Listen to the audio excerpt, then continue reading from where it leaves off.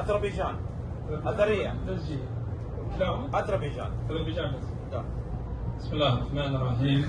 Elhamdülillah ve salatu ve selamu ala Resulillah. Allah hamdolsun ki Allah subhanahu ve teala bize hac ibadetini nasip etmiştir.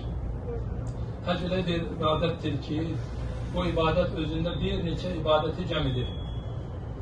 Hac hem özünde ümreni ve hem hacci, hem tavafı, hem sa'i, hem Arafada durmağı, hem Müzdelife'de durmağı, hem Mine'de gecelemeyi, o bir neçe ibadeti özünde cem eden bir ibadettir.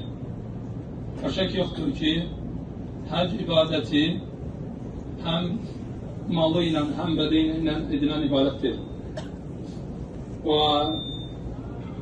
Allah subhanahu ve teala bize asanlaştırdı. Allah'ın faziletinden sonra Raci şirketinin cıhtıyla, onların gelecek gücüyle biz bu ibadeti yerine getirebildik. Allah subhanahu teala buna göre hamdolsun. Allah hamdolsun ki Allah bize bu ibadeti tamamlamağı nasip etti.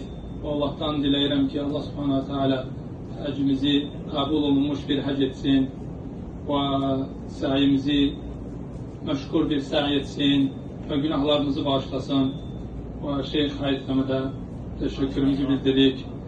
Evvelden ahira kimi hacıların beledek yöneltmesinde onların ibadetlerinin doğru, düzgün ibadetlerini doğru etmelerinde yardım etmişti ilmi bakımından.